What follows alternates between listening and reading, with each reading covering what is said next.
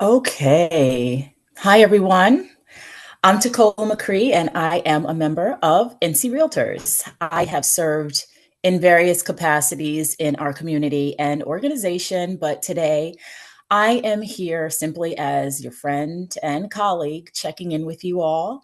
And I want to ask all my fellow realtors, affiliates, and real estate industry professionals, are you okay? We're going to dive into just a little discussion, an open dialogue today about your mental wellness matters. And I'm not sure how many of you are on because I know we just started, but this will be up and you can always comment when you see this broadcast. Tell me where you're tuning in from. Where are you? Are you in North Carolina? Are you elsewhere? And where you are on the spectrum in terms of how you're feeling mentally. One being, I could use a little more support right now, and five being, everything's great. I've never felt better. So if you all are there, you can go ahead and you can put that into the chat where you're from and 1 to 5. So, with that said, we genuinely care about this topic and how all of our realtors and real estate professionals out there are feeling. And this is just a little check in. This is not medical advice. It's just simply a community starting a dialogue that is much needed. So, I want to first start off by saying thank you all for your texts. For letting us know that you do need this and that you are welcome to this conversation. Mental wellness, it is not a buzzword. It's not cliche. It's essential for our success here in this its field, and it's so demanding. A lot of people don't understand what real estate professionals do and how we do it when people are not looking. I'm going to take my glasses off so I'm not glaring at you. I'm going to see how long I can last without them. Um, let's understand what that is. What is your mental wellness, and how do we understand what that looks like for us?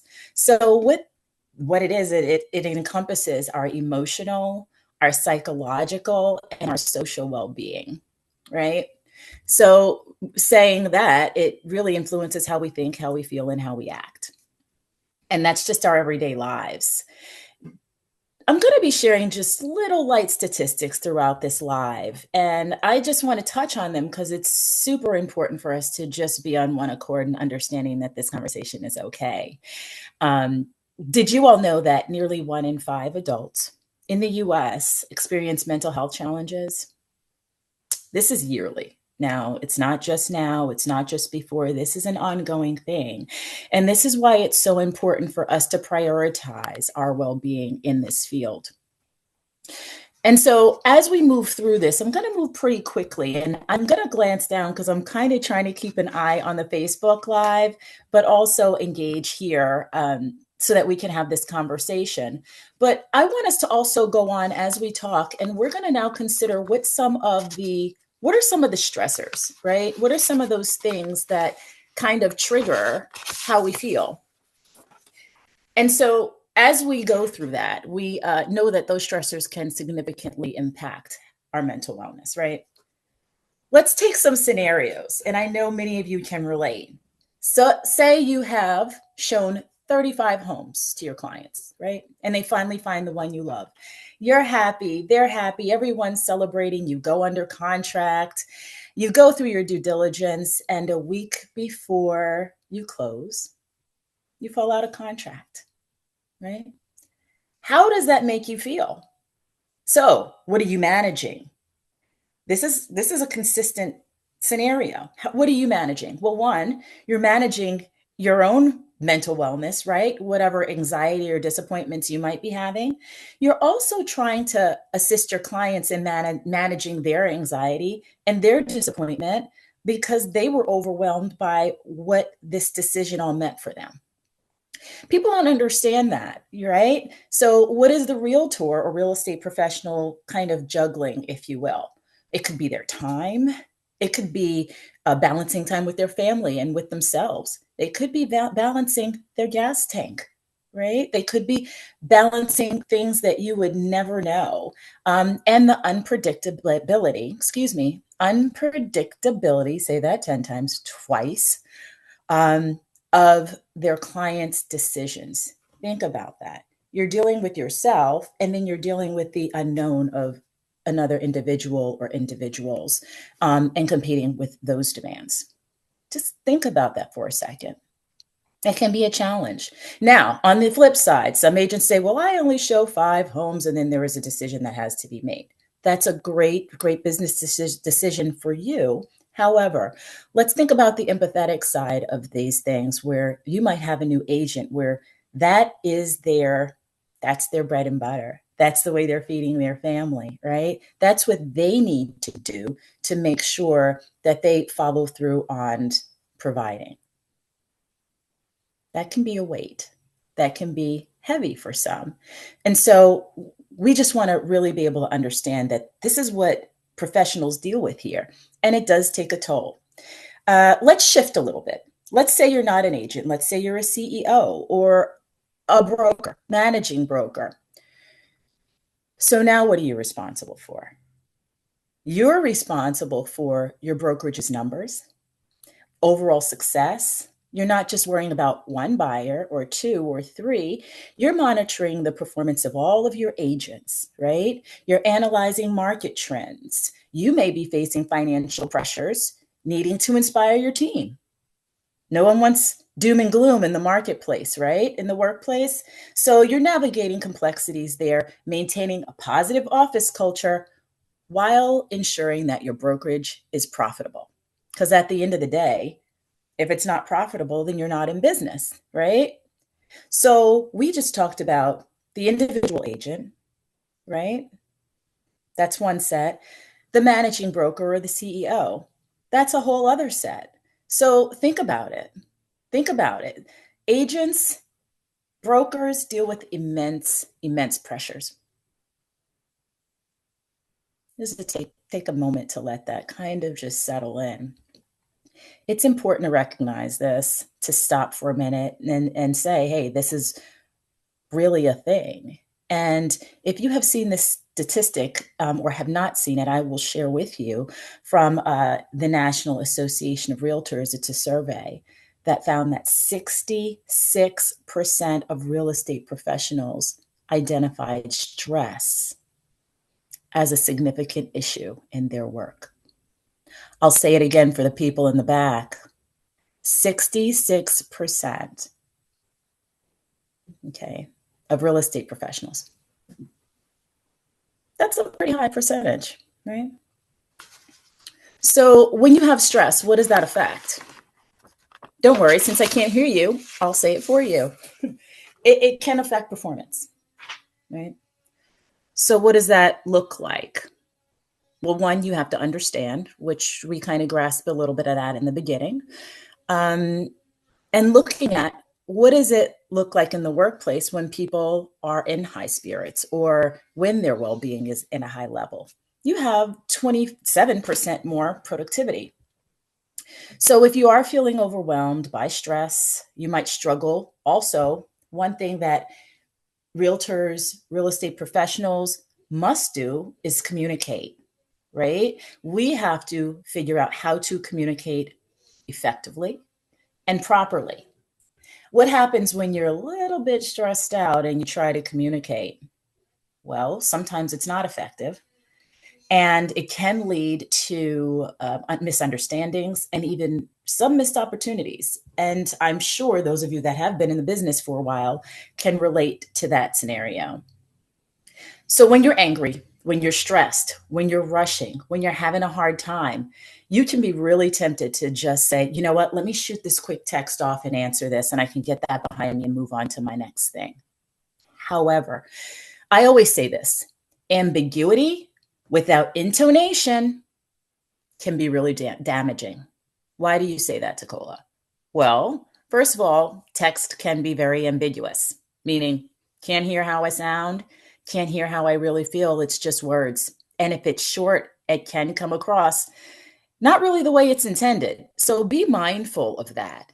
And then take it a step further. If emotions are charged on one side, the other, or both, well, that could be problematic. So, guess what? Taking a moment to breathe, take a beat, evaluate your feelings, that can be critical in saving a relationship and saving a transaction. I know. But yes, it can. Stop, breathe. Maybe it's not time for you to respond. Maybe you need to take a moment and think about your thoughts and your words and then respond. It's just as simple as that. When you recognize that you're not in the right headspace to respond to something, that's maturity, right? That's emotional intelligence. We'll let that topic sink in.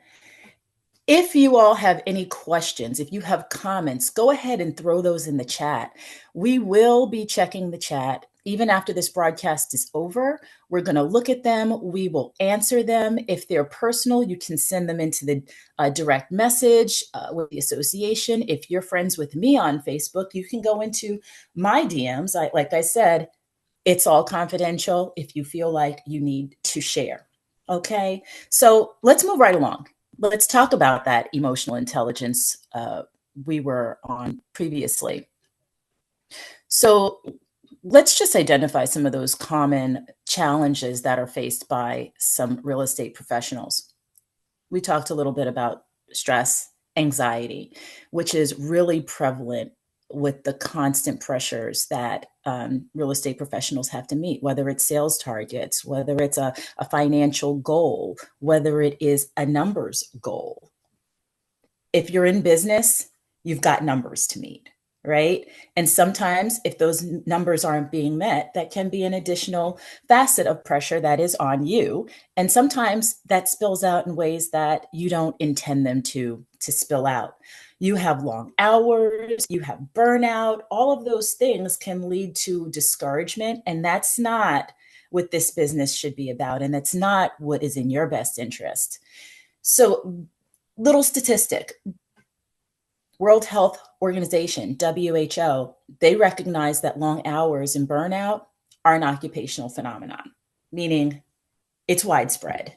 It happens a lot more often than we acknowledge or care to acknowledge, because sometimes we power through. That's what we do. And sometimes you don't need to power through. Sometimes you need to stop, breathe, and say, it's not okay to do that right now. And it's okay for you to do that. That's strength. Okay. I want to also shift to staff, right? This is a real estate community. Yes, NC Realtors is a community of real estate professionals, and that includes our staff. We have staff members juggling deadlines, say for an upcoming convention, if you will, or speakers, or coordinating logistics. You have AE CEOs that are a staff of one. That can be isolating sometimes. When you look at all of the things that our association does and how it runs, sometimes we kind of power through and don't realize how it gets done. So just as I'm speaking to us as realtors about these topics on mental wellness, our community at large also is a part of that. We don't want anyone to feel isolated. We want the connection to be there. We want everybody to feel like there is a community, that when you're feeling alone, when you are a staff of one, when you are juggling things on the side by yourself, that there is a network of colleagues and friends that are doing this together. And we want to acknowledge that. And the reason I wanted to shed some light on that is because later we will be doing another series, and I will be talking to members of the RAW group, RAW, Realtor Affiliate Wellness Group. That is an amazing group that we have here in our association nationally. And it focuses not only on realtors, but it also focuses on staff and affiliates. So again, it's a collective effort, and we want to make sure that we all bear influence on each other together, our wellness, our well-being, and that all these feelings of multitasking and isolation don't get to us. And allow us to be disconnected from any team that we do have. So it's vital. It's vital to be aware of the challenges and how they kind of manifest in our daily lives. So, what can we do to address them? How do we address these challenges? So, actionable steps are what we said we deliver. So, ask and you shall receive. These are just some strategies and they're in no order, but I love each and every one of them. So, write it down, write it down, write it down, or rewatch the broadcast. So, here's some things that you can implement immediately so you can manage some stress and promote your own mental wellness and maybe even help others. One, log your emotions and your moods. Keep a journal. Recognize patterns of your emotional state and identify any triggers that might happen. So, just in real estate, let's speak our own language. Everything is cyclical, right? You can see trends. If you go back to the data, you can see what market is up, down, and it all kind of happens the same way for years, right? Well, we're the same way. If you are consistently doing something, you may be able to notice a trend in your moods if you are taking note, if you are stopping to realize and document briefly. You don't have to write a book. You can just go ahead and log. So, one, log your emotions and your moods. Two, connect with others. Connection, connection, connection. Foster relationships with colleagues and combat some of that isolation. Schedule the regular coffees or intermittent coffees, meetups. Go to some of those programs that happen in your market or at your association and connect. Hey, we have convention coming up. If you're not signed up, come and network with like-minded professionals that can hear you, that can listen to you, that can sit with you, that can commune with you. All right, that is key. So log your emotions, connect with others. Three, practice self-care. What do you do for yourself? Yeah. Engage in some activities that recharge you, exercise, hobbies, taking breaks during the day. Even if you're sitting in your desk and you just have to put your feet on the floor and close your eyes and disconnect for 5 minutes, that's crucial. That might help the next person that you talk to if you just take a little time for yourself. Prioritize eating well, you all, and also prioritize proper sleep. Hey, do as I say, not as I do. I forget too sometimes. Our mind's real at night, or sometimes you wake up because you have some things to do. You have to try your best to take ownership of that because that's how you replenish. Those two things are foundational to maintaining a positive mental state. Okay. Mindfulness and relaxation techniques is number four. Kind of went into that just a little previously. Incorporate whatever practices that you enjoy, whether it's deep breathing, whether it's any type of meditation. You might like yoga, you might like Pilates, long walks, whatever it is for you. You're an individual. Do what recharges you and makes you better. Five, seek professional help. And I pause. Seek professional help. There's nothing wrong with that.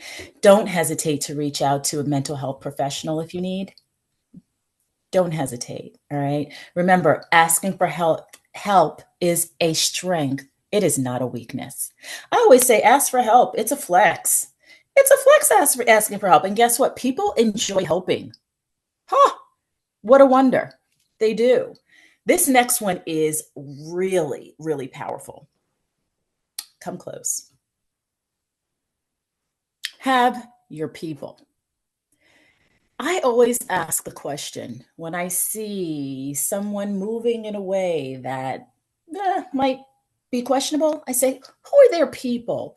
Do they have anyone they can talk to? And when I say who are their people, it could be, I call them your personal board of directors in your head. It can be anybody from any walk of life. There are people that are your trusted advisors. They're people that you'll tell anything and be vulnerable with, and they will give you guidance with best intentions. Okay. They'll have your best interests at heart, even if it's not what you want to hear. They're your people. And you know they're telling you in love because they don't want to see you fall. They don't want to see you make a mistake. And they definitely don't want you to do anything that's out of character that might be detrimental to you or your reputation or yourself. Right. So they're the ones that you can disclose your fears to. They're the ones that you can be vulnerable with.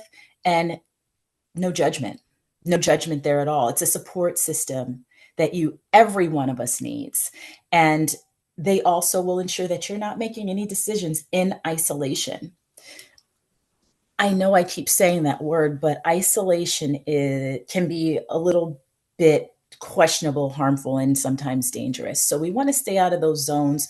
Um, and sometimes that's some people's coping mechanism is to retreat. If that is one of your coping mechanisms and you're able to realize that, try to do one of those other things like connecting with others, like networking with people, being around energy that is not simply just yours. So you're sitting there with it. Make sure you're always seeking sound, honest feedback from people that love you and will guide you in a positive way. All right. So, recap there: one, log your emotions and your moods. Two, connect with others. Three, practice self care. Four, mindfulness, relaxation techniques. Five, seek professional help. And six, have your people, whoever they are. All right. So, with that, we'll consider how we can build a supportive culture in our industry that prioritizes your mental wellness and how you see yourself in the world with your clients and with your family. We're going to wrap up, but I want to go on to community engagement. Okay, think about the things that you do for your business to engage your clients, right? Some of you do the pie giveaways at Thanksgiving. Some of you guys do what? Uh, the mimosas and mortgages with Santa during the Christmas time, or whatever it is that you choose to do. Have you ever thought that maybe your clients could benefit from you partnering with maybe a mental health organization? Maybe you have a table at a function where you are immersing yourself in that environment, not only for yourself and your clients, but for the community. So it is something that's interspersed. It's a mind, body, soul thing. And I know that sounds very holistic, but that's what we're made up of. And that's what we should be paying attention to. And when we show up as our best selves, then we can have the best business and business practices. Okay. So continue to put, your comments in the chat, continue to voice where you're from in the chat. Let us know 1 to 5, like I said in the beginning of the broadcast. How are you feeling? Are you feeling 1 being need a little more support right now, 5 being I feel great, never felt better. Okay. So let's wrap up and reflect on the importance of these things on our daily lives.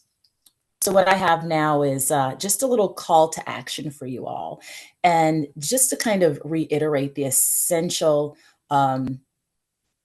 success of really taking these matters on, we want to make sure that we foster a supportive culture within our community, within our association, but it goes further than our association. When I say community with a large C, um, the broader aspect of it all. I want us to just have a few resources on hand and plug one of our direct affiliates with NC Realtors. We have organizations that partner with NC Realtors directly, and one of those is Call a Doctor Plus. Okay, they are a member benefit, and there is a section on the website that you can go to and you can find their information. And Call a Doctor Plus has a lot of different services for you as a realtor. So please don't take that for granted. It's there for you. So please use it. Other organizations that you may want to tap are NAMI, NAMI, National Alliance on Mental Illness.